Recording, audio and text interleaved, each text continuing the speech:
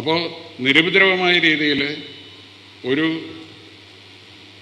നിഷ്കളങ്കനായ ഒരു വ്യക്തി ഇന്നത്തെ രാഷ്ട്രീയ സാഹചര്യത്തിൽ കാണുന്ന ഒരു കാഴ്ച സിനിമയാക്കണം എന്ന് ഞങ്ങൾ രണ്ടുപേരും ആലോചിച്ചിരുന്നു. അതൊരു കേന്ദ്ര കഥാപാത്രം ഉണ്ടാവും, മോഹൻലാലിനെ പോലെ ഒരാൾ ചെയ്യുന്ന ക്യാരക്ടറാണ്. ഇവിടെ 2-3 രാഷ്ട്രീയ പാർട്ടികളുടെ ഗ്രൂപ്പുകളുണ്ടാവുമല്ലോ. ഇവർ ആര് പറയുന്നതാണ് ശരിയെന്ന് തിരിച്ചറിയാൻ പറ്റാത്ത ഒരു സാധാരണക്കാരൻ്റെ കഥയെപ്പറ്റി ഞങ്ങൾ ആലോചിച്ചിരുന്നു. ഇനി അത് നടക്കില്ല എന്നുള്ളതുകൊണ്ടാണ് ഞാനത് ഓപ്പണായിട്ട് പറയുന്നത്. അതുവരെ നമ്മൾ പുറത്ത് പറഞ്ഞിരുന്നില്ല. ശ്രീനിവാസൻ ഉണ്ടായിരുന്നെങ്കിൽ അത്തരം സിനിമകൾ ചെയ്യാനുള്ള ഒരു ധൈര്യം എനിക്കുണ്ടാകുമായിരുന്നു. ഏതായാലും ഇതിൽ കൂടുതൽ ഇപ്പോൾ സംസാരിക്കുന്നില്ല. ശ്രീനി ലോകത്ത് മുഴുവൻ പോയി കഴിഞ്ഞിട്ടില്ല. ശ്രീനിയുടെ മനസ്സിന്, ശ്രീനിയുടെ ആത്മാവിന് നിത്യശാന്തി നേരണമെന്നൊക്കെ നമ്മൾ പറഞ്ഞാൽ ശ്രീനി എന്നെ കളിയാക്കും. കാര്യം ശ്രീനിക്കറിയാം ശ്രീനി ശാന്തമായിട്ടുള്ള ജീവിതത്തിലേക്കാണ് പോയിരിക്കുന്നത്. വേദനകളില്ലാത്തൊരു ലോകത്തേക്ക് ശ്രീനി പോയിരിക്കുന്നു. അതിൻ്റെ ഒരു ആശ്വാസത്തോടെ നിർത്തുന്ന കാലങ്ങളിലൊക്കെ ശ്രീനി കുറച്ച് ദൂരെ ആയാലും ഞാൻ ഇടയ്ക്ക് വന്ന് കാണും. ഇടയ്ക്കെന്ന് വെച്ചാൽ 2 ആഴ്ച കുടുംബം വന്ന് കാണും, സംസാരിക്കും. രാവിലെ മുതൽ വൈകുന്നേരം വരെ ഇരുന്ന് തമാശ പറയും. അതിൽ നിന്ന് നമ്മളൊരു ഊർജ്ജം ഉൾക്കൊണ്ടിട്ടാണ് പോകുന്നത്. ശ്രീനിവാസൻ എൻ്റെ സിനിമാ ജീവിതത്തിലേക്ക് വന്നതിന് ശേഷമാണ് എൻ്റെ സിനിമയുടെ ദിശ ഞാൻ തിരിച്ചറിഞ്ഞത്. അതിനു മുമ്പ് സിനിമകൾ ചെയ്തിട്ടുണ്ടെങ്കിലും T P Balagopalan M A എന്ന സിനിമയിലൂടെയാണ് എൻ്റെ ട്രാക്ക് ഞാൻ കണ്ടെത്തിയത്. ശ്രീനി ഒരേ സമയം എനിക്ക് സുഹൃത്തും ഗുരുനാഥനുമായിരുന്നു. ശ്രീനിയിൽ നിന്ന് പഠിച്ച പാഠങ്ങളാണ് ഞാൻ സ്വയം തിരക്കഥ എഴുതുമ്പോഴും മറ്റുള്ളവർ എഴുതിയ തിരക്കഥകൾ സംവിധാനം ചെയ്യുമ്പോഴും ഞാൻ എൻ്റെ സിനിമയുടെ നേട്ടത്തിനായി മേന്മയ്ക്കായിട്ട് ഉപയോഗിക്കാറുള്ളത്. ശ്രീനി എഴുതാത്ത കഥകളും ഇപ്പോൾ ഈ അവസാനം ചെയ്ത ഹൃദയപൂർവ്വം വരെ ശ്രീനിവാസൻ്റെ അടുത്ത് വന്ന് സംസാരിച്ചിട്ട് ശ്രീനിയുടെ കൂടി അഭിപ്രായങ്ങൾ അല്ലെങ്കിൽ ശ്രീനിയുടെ കൂടി ഒരു പ്രോത്സാഹനം കിട്ടിയതിന് ശേഷം മാത്രമേ ഞാൻ ചെയ്തിട്ടുള്ളൂ. ശ്രീനിയെ പറ്റി പറയാനായിട്ട് ഈ പറഞ്ഞ പോലെ ഒന്നല്ല, ഒരു 1000 ഓർമ്മകളും അനുഭവങ്ങളുമുണ്ട്. ഒരു വലിയ കാലയളവിൽ ഞാനും ശ്രീനിയും ഞങ്ങളുടെ വീട്ടുകാരുടെ ഒപ്പം താമസിച്ചതിനേക്കാൾ കൂടുതൽ ഞങ്ങൾ ഒരുമിച്ചാണ് താമസിച്ചിട്ടുള്ളത്. അതും ഒരു മുറിയിലാണ് താമസിച്ചിട്ടുള്ളത്. അതിൻ്റെ തമാശകളും അതിന് ചിലപ്പോൾ ഞങ്ങൾ വഴക്കിടാറുണ്ട്. പിറ്റേ ദിവസം ആരെങ്കിലും ഒരാൾ സോറി പറയാറുണ്ട്. കേരളം മുഴുവൻ ഞാൻ എൻ്റെ ചെറിയ മാരുതി കാറിൽ ഞാനും ശ്രീനിയുമായിട്ട് സഞ്ചരിച്ചിട്ടുണ്ട്. തിരുവനന്തപുരം തൊട്ട് കാസർഗോഡ് വരെ, കാഞ്ഞങ്ങാട് വരെ ഞങ്ങൾ വണ്ടി ഓടിച്ചൊക്കെ ചിലക്ക് കഥയ്ക്ക് ആശകൾ കിട്ടാതാകുമ്പോൾ ചിലപ്പോൾ പോകും. അങ്ങനെ കുറേ മുഹൂർത്തങ്ങൾ ശ്രീനിവാസനെ കുറിച്ചുണ്ട്. പക്ഷേ എനിക്കെപ്പോഴും തോന്നാറുള്ള ഒരു കാര്യം, ശ്രീനിവാസൻ ഒരു നടനായി പോയതുകൊണ്ട് ശ്രീനിവാസൻ എന്ന എഴുത്തുകാരനെ വേണ്ട വിധത്തിൽ നമ്മൾ ആഘോഷിച്ചിട്ടില്ല എന്ന് തോന്നുന്നു. കാരണം നമ്മളെപ്പോഴും മികച്ച തിരക്കഥാകൃത്തുകളെ പറ്റി പറയുമ്പോൾ ആ പേരുകളുടെ കൂട്ടത്തിൽ ശ്രീനിവാസൻ ഉൾപ്പെടുത്തുന്നതെന്ന് മാത്രമേ ഉള്ളൂ. നേരെ മറിച്ച് ശ്രീനി ഒരു എഴുത്തുകാരൻ മാത്രമായിരുന്നെങ്കിൽ ഇതിനേക്കാൾ കൂടുതൽ ശ്രീനിവാസൻ്റെ സ്ക്രിപ്റ്റുകൾ നമ്മൾ ചർച്ച ചെയ്യപ്പെടുമായിരുന്നു എന്ന് വ്യക്തിപരമായിട്ട് എനിക്ക് തോന്നുന്നതാണ്. കാരണം ശ്രീനിയെപ്പോലെ മനുഷ്യ ജീവിതത്തിനെ തൊട്ടറിഞ്ഞ് മനുഷ്യൻ സംസാരിക്കുന്ന ഭാഷയിൽ സംസാരിക്കുന്ന കഥാപാത്രങ്ങളും സന്ദർഭങ്ങളും ഉണ്ടാക്കാൻ വേറെ ആരും ഉണ്ടായിട്ടില്ല എന്നാണ് എനിക്ക് തോന്നുന്നത്. കാരണം അതിൽ സാഹിത്യത്തിൻ്റെ മേൻപൊടി ഉണ്ടാവാറില്ല. തിരക്കഥ എന്ന് പറയുന്നത് ഒരു വേറെ സാഹിത്യ ശാഖ തന്നെയാണ്. ശ്രീനിവാസൻ ഉണ്ടാക്കിയിട്ടുള്ള കഥാപാത്രങ്ങൾ ആലോചിക്കുക.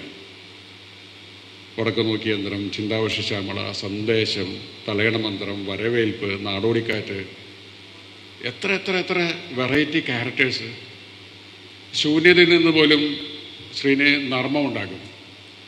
ആർക്കും എപ്പോഴും പറയാവുന്ന സംഭാഷണങ്ങൾ ശ്രീനിവാസൻ്റെതായിട്ട് വരുമ്പോൾ നമ്മളത് ചിരിക്കാൻ നമുക്ക് പറ്റും.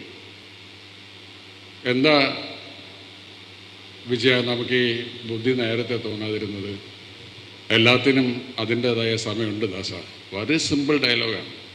പക്ഷെ അത് 3 തവണ റിപ്പീറ്റ് ചെയ്യുമ്പോഴേക്കും അത് നമ്മുടെ മനസ്സിൽ പതിഞ്ഞു പോവുകയാണ്. ഇപ്പോഴും ആളുകൾ ഒരു പഴഞ്ചൊല്ല് പോലെ അത് പറയും. എത്ര മനോഹരമായ നടക്കാത്ത സ്വപ്നം. പോളണ്ടിനെ പറ്റി പറയരുത്.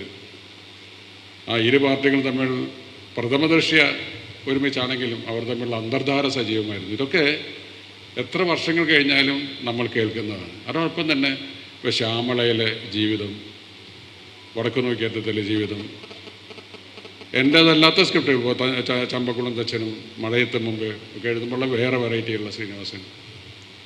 അപ്പോൾ ശരിക്കും പറഞ്ഞാൽ മലയാള സിനിമയെ വളരെ നന്മയുടെ ഭാഗത്തേക്ക് വഴി തിരിച്ചുവിട്ട ഒരു തിരക്കഥാകൃത്താണ്, ഒരു എഴുത്തുകാരനാണ് ശ്രീനിവാസൻ. ആ എഴുത്തുകാരൻ എന്നുള്ള രീതിയിൽ എനിക്ക് തോന്നുന്നു ഇനിയായിരിക്കും കൂടുതൽ നമ്മൾ തിരിച്ചറിയാൻ പോകുന്നത്. പലപ്പോഴും അങ്ങനെയാണല്ലോ. ഇപ്പോൾ ജോൺസൺ ജീവിച്ചിരിക്കുന്ന കാലത്ത് ജോൺസൻ്റെ സംഗീതത്തിൻ്റെ സാധാരണ സംഗീത സംവിധായകൻ്റെ പാട്ടുകൾ പോലെ ആളുകൾ പറഞ്ഞിട്ടുള്ളൂ, ജോൺസൺ മാത്രമേ വിചാരിച്ചിട്ടുള്ളൂ. പക്ഷേ ജോൺസൺ ഈ ലോകത്തുനിന്ന് പോയതിന് ശേഷം ഇപ്പോൾ മഴ, കട്ടൻ ചായ, ജോൺസൺ മാഷ് എന്നൊക്കെ പറയുന്നു. ജോൺസൻ്റെ റീറെക്കോർഡിങ് ബിറ്റുകൾ പോലും നമ്മൾ ആസ്വദിക്കുക, കേൾക്കുന്നു. എപ്പോഴും അങ്ങനെയാണ്. ഒരാൾ വേറെ പിരിയുമ്പോഴാണ് അയാളുടെ പ്രസക്തി നമ്മൾ കൂടുതൽ തിരിച്ചറിയുന്നത്. ആ നിലയിൽ ശ്രീനിവാസനെ നമ്മൾ കൂടുതൽ തിരിച്ചറിയാൻ പോകുന്നതേ ഉള്ളൂ, കൂടുതൽ വായിക്കാൻ പോകുന്നതേ ഉള്ളൂ എന്ന് എനിക്ക് തോന്നുന്നു. ഏറ്റവും കൂടുതൽ ശ്രീനിവാസൻ്റെ മനസ്സിനെ തൊട്ടറിഞ്ഞ ഒരു സുഹൃത്ത് എന്നുള്ള രീതിയിൽ എനിക്കറിയാം, ശ്രീനിവാസനോളം പ്രതിഭ തെളിയിച്ച ഒരാളെ മലയാള സിനിമയിൽ ഞാൻ ഇന്ന് വരെ കണ്ടുമുട്ടിയിട്ടില്ല. അപ്പോൾ ശ്രീനിവാസൻ എവിടെ ആയാലും ഒരു അസുഖബാധിതനായി പോലും ദൂരെ ഉണ്ട് എന്നുള്ളതൊരു വിശ്വാസമാണ്, അതൊരു ധൈര്യമായിരുന്നു.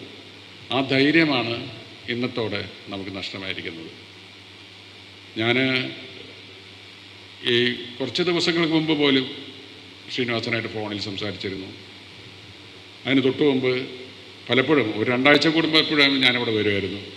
അപ്പോൾ ഞാൻ വരുന്നു എന്ന് വിളിച്ച് പറഞ്ഞാൽ വിമല പറയും 9:30 മണി തൊട്ട് ശ്രീനിവാസൻ കുളിച്ച് റെഡിയായിരിക്കുന്നു. ഞാനെപ്പോഴും വരാൻ 11:30 മണി 12 മണിയൊക്കെ ആവും.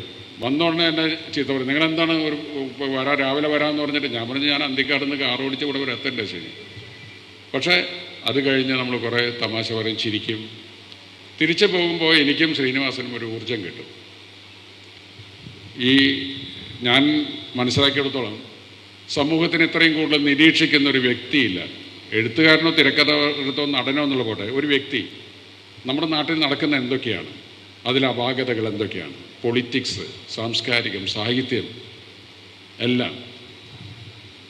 ഇപ്പോൾ കഴിഞ്ഞ തവണ ഞാൻ വരുന്നതിന് മുമ്പ് ശ്രീകാന്ത് കോട്ടക്കലിനെ കൊണ്ട് പറയിപ്പിച്ചു, സത്യം വരുമ്പോൾ MT വാസുദേവൻ നായരുടെ ജീവചരിത്രവും EP ജയരാജൻ്റെ ആത്മകഥയും കൊണ്ടുവരണം. 2 വൈരുദ്ധ്യമായ കാര്യങ്ങളാണ്. അപ്പോൾ എല്ലാത്തിലും നർമ്മം കാണുന്ന ഒരാളാണ് ശ്രീനി. നമുക്കൊരു വിശേഷം ചോദിച്ചാൽ പോലും ആ വിശേഷത്തിന് നർമ്മം ഉണ്ടാകും. അന്തിക്കാട് കുറച്ച് ദിവസം മുമ്പ് പുള്ളി വന്നു. അവിടുത്തെ കുറച്ച് നാട്ടുകാർ വന്ന് ശ്രീനിവാസൻ്റെ അടുത്ത് ചോദിച്ചു, എങ്ങനെയുണ്ട് ശ്രീനേട്ട അസുഖമൊക്കെ വളരെ നന്നായി പോകുന്നു. അല്ലാതെ സുഖം നന്നായി പോകുന്നതല്ല, അസുഖമൊക്കെ എങ്ങനെയുണ്ട്, അസുഖമൊക്കെ വളരെ നന്നായി പോകുന്നു. എന്ത് പറഞ്ഞാലും നാവിൻ തുമ്പത്ത് ഒരു ഫലിതം ഉള്ള ആളാണ്. സന്ദേശം പോലെ ഒരു സിനിമ വേറെ ചെയ്യണമെന്ന് ഒരുപാട് ആളുകൾ പല സ്ഥലത്തുനിന്നും പറയാറുണ്ടായിരുന്നു. ഞാനും ശ്രീനി അതിനെപ്പറ്റി ചിന്തിച്ചിരുന്നു. സന്ദേശം ഇറങ്ങിയ കാലത്തുള്ള ഒരു സാമൂഹ്യ അന്തരീക്ഷമല്ല ഇന്ന്, അത് നമുക്കൊക്കെ അറിയാം. അന്ന് കുറേ കൂടി സഹിഷ്ണുത ഉണ്ടായിരുന്നു എല്ലാവർക്കും. ഇന്ന് ചിലപ്പോൾ അതുപോലെ എല്ലാവരും വളരെ അതിൻ്റേതായ രീതിയിൽ ഒരു ഹ്യൂമറസ് ആയിട്ടൊരു സിനിമ എന്ന രീതിയിൽ പുതിയൊരു സിനിമ അങ്ങനെ ചെയ്യുമ്പോൾ കാണുന്നില്ല. ഇന്നും വളരെ അപൂർവം പേര് സന്ദേശത്തിന് കുറ്റം പറയുന്നവരുണ്ട്. അവർക്ക് അത് വേണ്ട വിധത്തിൽ ആസ്വദിക്കാൻ സാധിക്കാത്തതുകൊണ്ടാണ്. അപ്പോൾ നിരുപദ്രവമായ രീതിയിൽ